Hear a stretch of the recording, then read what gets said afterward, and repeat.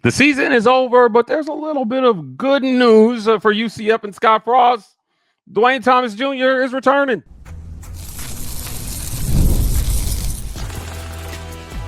You are Locked On UCF, your daily podcast on the UCF Knights, part of the Locked On Podcast Network, your team every day.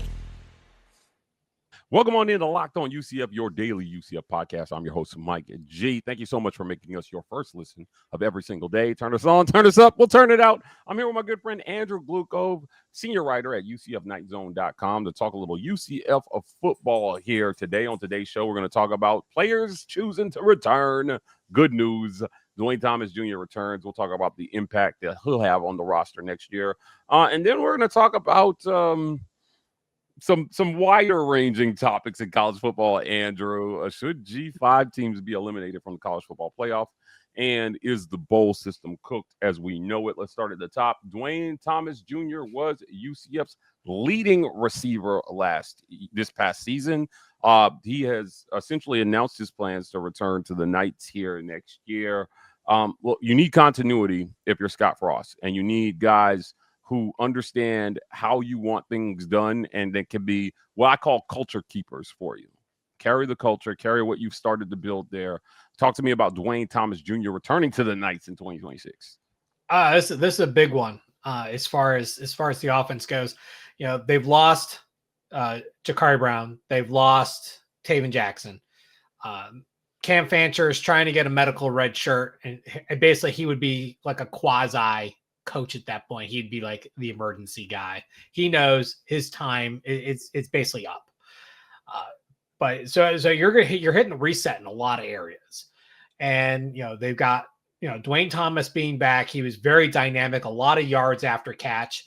Wade Charles is another one who announced that he's planning on returning, which is big. You know, he had a good freshman season. Yeah.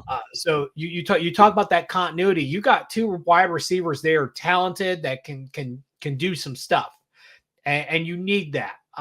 You know, the hope is a player like a Day Farmer, who's been out all year, who missed a year with an injury, comes back and puts up really good numbers. Really talented guy. I think retaining him will be pretty easy because you miss a season, it's very little market. That's what happened to a player like John Walker, who just announced that he's planning on, or announced earlier that he's planning on hitting the portal. You know, he missed last year due to injury. His market value kind of cratered. He had a good season. You know, was a good run stuffer. His market's back, and now, you know, he's looking for a bag. I mean, can you blame a player for doing that? And I you know, the answer is no, you can't, because at the end of the day, they got to take care of themselves. But you really want to try to keep some of those guys loyal and you know, fairly compensated. And so it's really good when you can see positive results of that. The last thing you want is to have to bring in, you know, 70 more guys because you've lost guys to the portal. Well, the wide receiver room is a group that Scott Frost praised, you know, headed into fall camp. He really liked the playmakers he had there. Duane Thomas Jr., 528 yards on 53 catches. That's pretty good production. No touchdowns. Now, the touchdown number is not a number I'm holding against any of the wide receivers this year because, quite frankly, there weren't a lot of touchdowns thrown based on quarterback play, period. So Tayven Jackson is out of here. He only had 10 total touchdowns on the season, so there weren't a ton of touchdowns to go around. That's not even a touchdown pass a game from Tayven Jackson. So I'm not holding that number against him, but 53 catches is solid production, a number that he'll look to build on next year. And the thing was, one of the things that UCF was really good at this past season was ball distribution. You know, Thomas may be, you know, the head of the class as far as receptions go, or yards. You know, Dylan Wade had an outstanding year, and I remember you and I, before the season started, were very high on Dylan Wade as being like the guy at tight end. And that was actually an against the grain pick. Everyone thought Kylan Fox, who was, you know, the rising, you know, sophomore, was going to do it. And, you know, we talked about how Wade had experience, I believe it was at Maryland, and, you know, he delivered. So you have, you know, a tight end that's got some game. Cade Pining has announced he's coming back. He missed a lot of time because of injury, but he's very talented. You got a couple wide receivers that are already there. So, a couple more that are younger or coming back from injury. I think you could quickly rebuild a functional receiving room, when you combine the tight ends. You have to feel pretty good going into the off season with what you're retaining, versus what you have to replace. Yeah, I agree. Look, Duane Thomas Jr. again decides he's going to return to the Knights. You need production coming back if you're Scott Frost. 500 yards of receiving, that's something you can build on. And I got to believe if they can go out and find their guy at quarterback, we know they're bringing in Rocco Marriott, the freshman. I don't expect him to start next year, but you've got to hit the portal because, as you mentioned, Jacurri Brown is gone. Tayven is gone. Cam Fancher, I think you got your answer on him. I don't know if he's announced his decision about whether I think he's done. He's waiting on the medical red shirt. If right. He gets it, he'll have one more year. He's staying at UCF. I think they're offering him like $50,000 or something very small to stick around. He knows there's no future anywhere else. If the answer is no, I think he shifts over to a GA role. But he wants to transition into coaching. So I think that's what he's going to end up doing regardless of whether he gets the medical red shirt or not. If he gets the medical red shirt, it just means he can be an extra quarterback on the roster. That's what it really all comes down to. Well, I say this all the time. Receiver is one of the positions where you are the least in control of your destiny because you can't throw yourself the ball. You can run the perfect route. You can do a lot of things right and still not get the ball here. Again, if you want to throw the ball more, you want reliable targets for whoever is going to be the quarterback. I got to think that with better quarterback play, we will see some increased production at wide receiver. Let's get to our break, and when we come back, we're going to change gears here a little bit and talk about the college football playoffs. They are set. Some G5 teams made it. We're going to talk about who made it and whether they should have made it next, right here on Locked On UCF. This episode of Locked On UCF is brought to you by our friends at Omaha Steaks. The holidays come with two big goals: feeding people well and finding gifts they'll actually love. And when you want both handled in one move, Omaha Steaks is the way to go. From hosting to gifting, they deliver the world's best steak experience right to your door. Because during their Sizzle All the Way sale, you can stock up and save in a huge way, 50% off site-wide at omahasteaks.com. And it gets even better. Locked On College listeners get an extra $35 off with code COLLEGE at checkout. I love a great steak. Omaha Steaks delivers on that great steak experience in every single way. Save big on gourmet gifts and more holiday favorites with Omaha Steaks. Visit omahasteaks.com for 50% off site-wide during their Sizzle All the Way sale. And for an extra $35 off, use promo code COLLEGE at checkout. Terms apply. See site for details. That's omahasteaks.com. Code COLLEGE.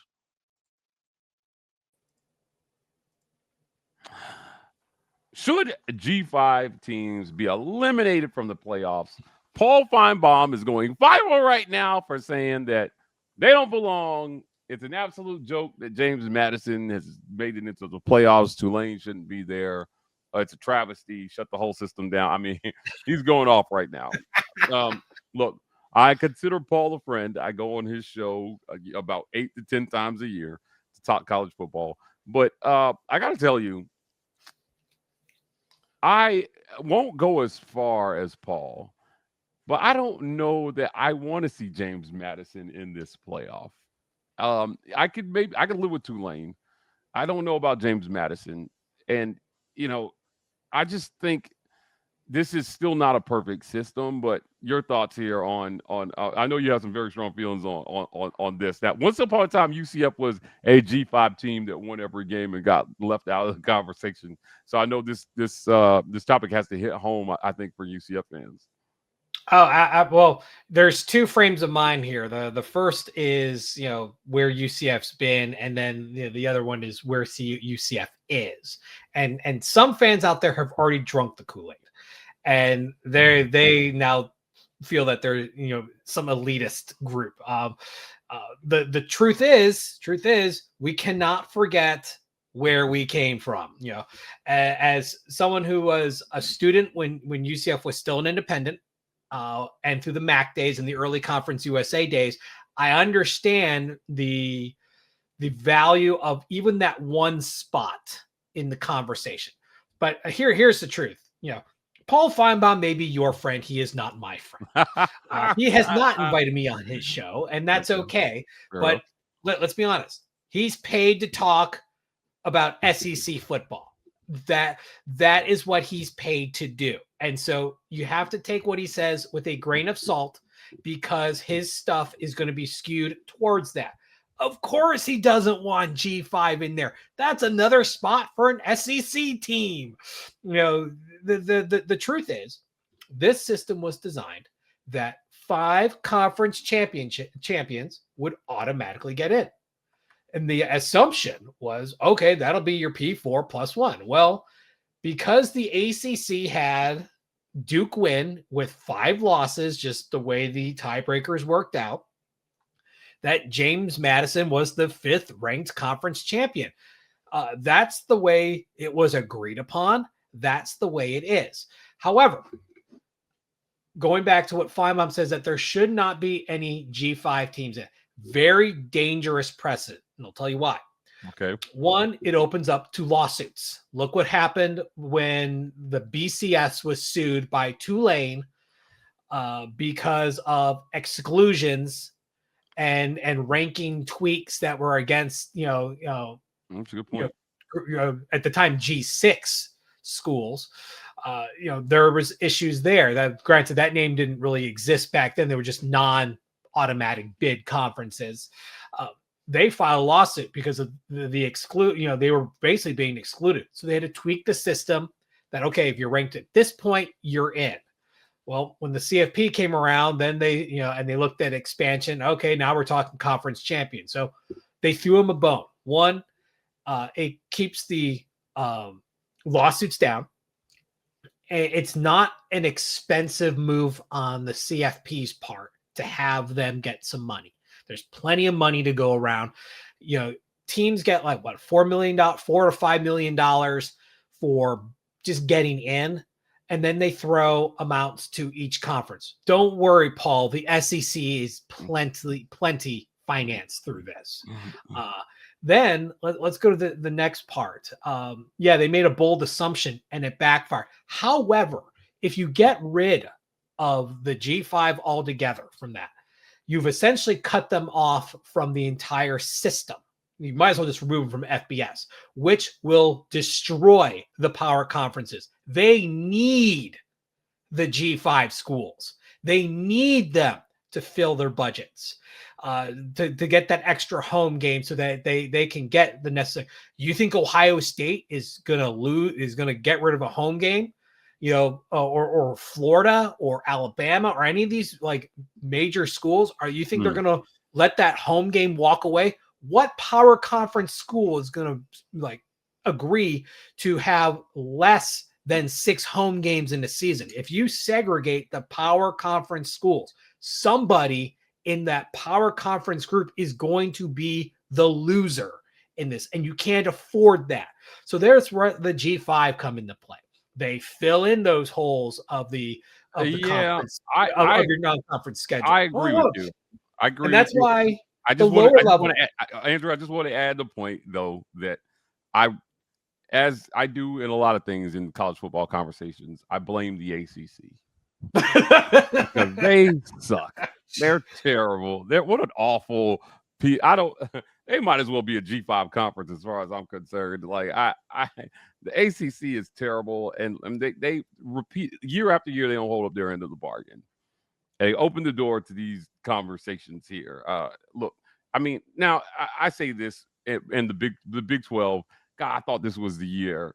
At least the Big 12 runner-up was going to get into this thing, man. And BYU at the end of the day had a shot.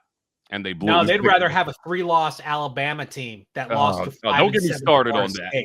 Don't get me started on that. They got absolutely booty blasted by Georgia in the SEC championship game, and they make it in. I think Notre Dame should have been over Alabama. I don't care about resumes or whatnot. I don't care. Look, this is And yeah, I agree with a lot of what you said here. It's, at the end of the day, I'm blaming the ACC. I'm not sure. I'm not going as far as Paul, but I don't know that I want to see James Madison versus Oregon. I think that the college football playoff, 12 teams, is an opportunity for us to see historic matchups that we would not normally see from teams that still have a chance that if they win those games, they can go on to win the national title. And that was the problem with the system before, right? It was if you got 4 teams and you got some really good teams on the outside looking in, playing in historic venues like the Rose Bowl, but essentially it's like a consolation prize, and they don't have a chance to win it. Do you remember in 2016, Penn State got shut out of the college football playoff, and I think they should have been in. They went on to play one of the best offensive bowl games I've ever seen. It was in the Rose Bowl. It was Penn State versus USC, and I think that the final score was like 49-52. It was one of the most entertaining football games I've ever watched, and it should have counted towards something. If we had a 12-team playoff, we would have got a chance to see that the winner of that game go on to have a chance to win it all. I don't know if they would have gone on to win it all, but I knew they were a really good team that year. And I just don't think that, if James Madison gets out of this, they've got to see Texas Tech they have to see a $30 million roster on the other side of Oregon. I don't think they get past Oregon. I think they lose that game by 4 touchdowns or more. And, look, man, I'm happy to see a Big 12 team get a bye in this. Texas Tech gets a bye. Indiana got a bye. Georgia got a bye. They were my pick to win the national title this year. I picked them to win the SEC. And Ohio State gets the bye. But, wow, man, this should be a pretty entertaining playoff once we get to the second round. Alabama versus Oklahoma. I like that an SEC team will absolutely be eliminated in the first round there. A Lane Kiffinless Ole Miss versus Tulane. Hey, that's your boy Jake Retzlaff over there down in it is Retzlaff there. He left BYU and he's still in the playoffs, man. Wow, how vindicated must he feel? Oh, he must be kicked out of school, man. Right? He ends up in the playoffs on a G5 team. Come on, man. So to sum everything up, your opinion is let James Madison in, throw the ACC out. Yeah, I just think throw the whole ACC out, throw the whole conference out. Just throw them all out. Yeah, I really don't like those guys. But I'd rather see James Madison than Duke. 5-loss Duke has no business sniffing the playoff. So at least there, the system worked. We'll see how the game plays, how it plays out. But James Madison earned that spot. It's don't blame them for the ACC mucking it up. I can't wait to see how this all fleshes out. Now, look, I know I said they were going to lose by 4 touchdowns, but I actually hate Oregon a whole lot, so I would not be mad to see James Madison pull off the most massive upset in college football history in the college football playoff. That would be so awesome for everybody that is a duck, which is a completely useless animal, by the way. Let's get to the break, and when we come back, we're going to talk about this bowl system and is it cooked? Teams are turning down bowl games left and right. Is the bowl system cooked? We'll talk about that next, right here on Locked On UCF. This episode of Locked On UCF is brought to you by our friends at Game Time. Guys, the World Cup is coming back to North America for the first time since 1994. And with 48 teams for the first time ever, it's going to be massive. But let's be honest, getting tickets is going to be the hardest part. That's why the Game Time app is clutch. Finally gives fans a real advantage when it comes to snagging seats to the World Cup. With Game Time, you can track price drops in real time, get alerts when great seats open, and buy tickets the moment they hit the app. It puts the power back in your hands. It makes going to the World Cup realistic instead of impossible. Take the guesswork out of buying World Cup tickets in every match, concert, or event with Game Time. Download the Game Time app, create an account, and use code LOCKEDONCollege for $20 off your first purchase. Terms apply. Again, download the app, make an account, and use code LOCKEDONCollege for $20 off. Swipe, tap, ticket, go. Game Time.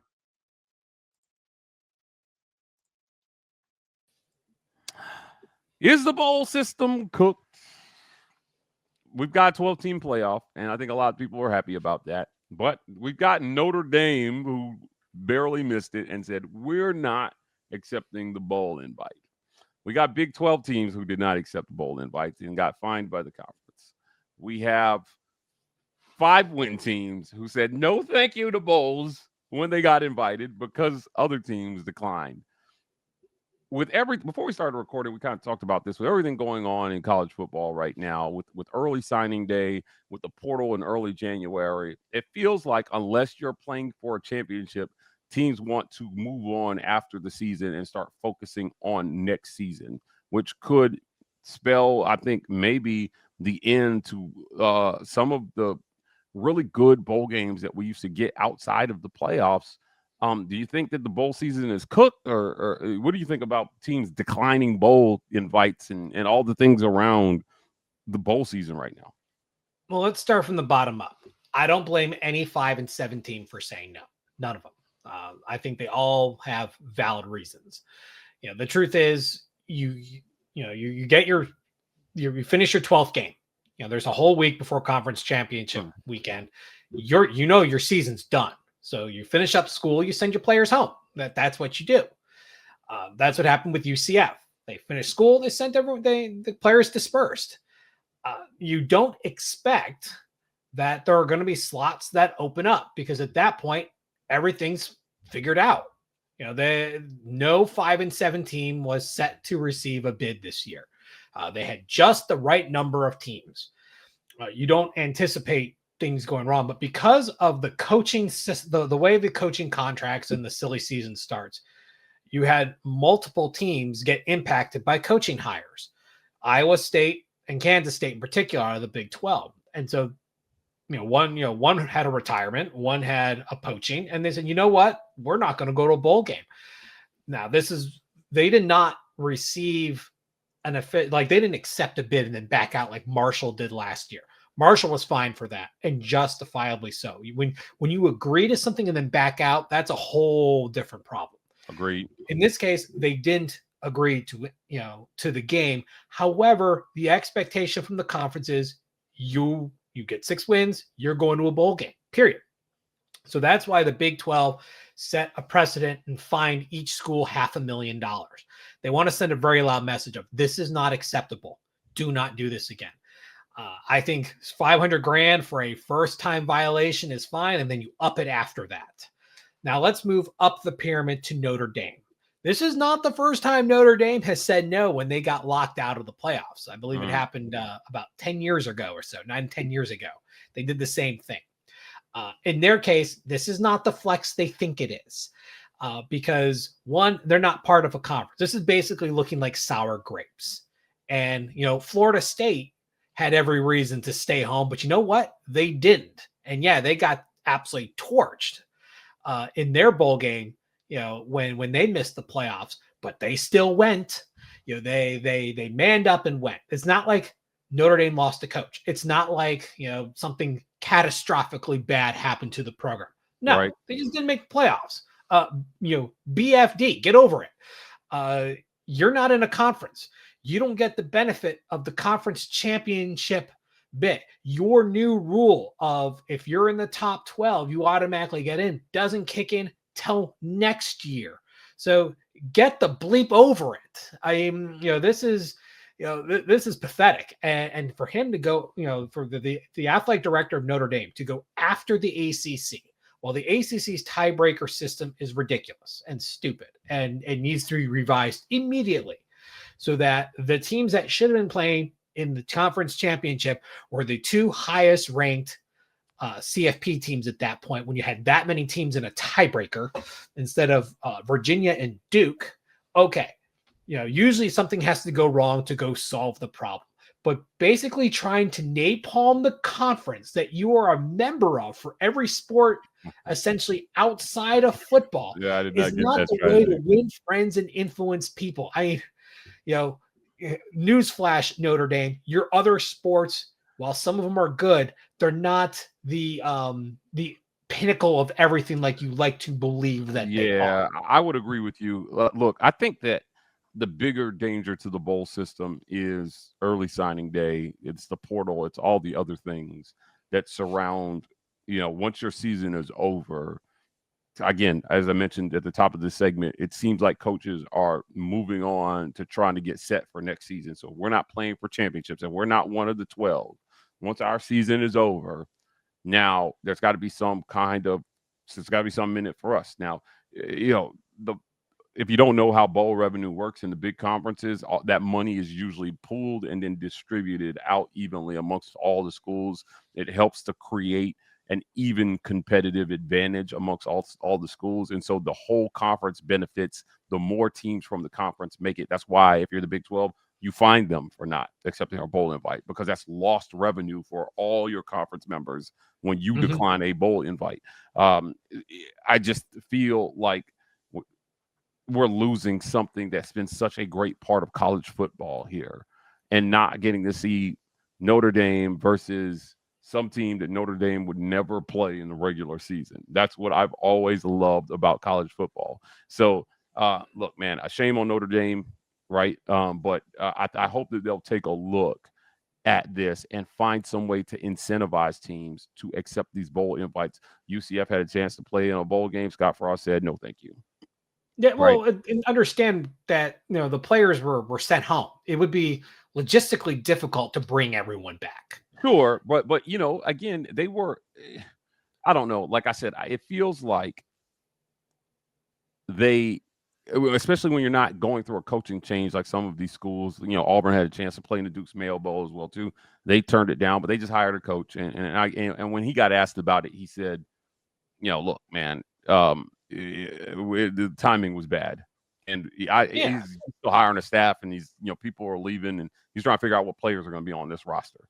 But if you're Scott Frost, I get it, right? I get that you're thinking about next season already, and regardless of whether let's say you had a week heads up, right? I don't know that it changes the math for him. Right. I think maybe you turn this down still, and you turn your attention toward recruiting in the portal and other things. I mean, again, if it's not a high-level bowl game and you didn't get the bowl bid outright, I'd rather see him spend the time improving this team for next year than playing in a game that ultimately doesn't matter. Now, there's the player side of this, and I want to end here. What I think sucks for some of the players at Notre Dame is if that was going to be your last football game, they took that from you, right? They took away your last chance to play college football, to make a statement. And I don't know how many of the players signed off on the decision to them to skip that bowl game, but I got to think that there, maybe even for UCF, there are some guys who probably wanted to play that one more game and that last chance to get tape. Or, maybe there was some guy who, was a backup and the starter hit the portal, has decided he's going to hit the portal, so he's not going to play. And that could have been your chance to step in and have an early audition for next season. There are advantages to playing in bowl games, and I just hope that they will take the time, Andrew, to figure out a way to re-incentivize everybody not in the college football playoff to play these games. I think they're important to the fabric of the game, and I don't want to see them go away. No, I agree. Bowl games outside of the playoff have always been exhibition games. However, maybe this needs to be built into your NIL contracts so that this is still part of the season, because normally the regular season is done after conference championship Saturday. Oh, that's a great point. So maybe that needs to be built in. If you want all your money, you got to play in the bowl game if we go, right? Yeah, I like that. Because like right now, UCF has one healthy scholarship quarterback on the roster. The Davie Belfort is there. Cam Fancher still hurt. He's still dealing with broken ribs because those. And the other guys hit the portal. The other two are leaving, and then you have Brock Hansel, who's just the clipboard holder. So I mean, you have depth issues at positions because players are leaving. So maybe this is where the conversation needs to be turned to save the bowl system. To that, the other thing is maybe there's maybe they need to cut back on the number of games. There's 41 bowl games. Like half of them are owned by ESPN because they just want television inventory. So maybe they need to scale back a little bit, and that'll tighten up where you're going to have more than 6-6 teams that are going to be fighting for a bowl spot, as opposed to like, oh, I'm 6 wins, I'm in. Yeah. maybe it'll make teams try a little harder. You know, I don't know. I agree with you. Look, great conversation, Andrew. One that we will continue after the bowl season. I want to revisit this one. I want to thank you all for joining me on today's show. I want to thank you guys for making Locked On UCF your first listen of every single day. Look, we're gonna keep the party going on a lot of these portal conversations, and we're gonna do it right here tomorrow on Locked On UCF.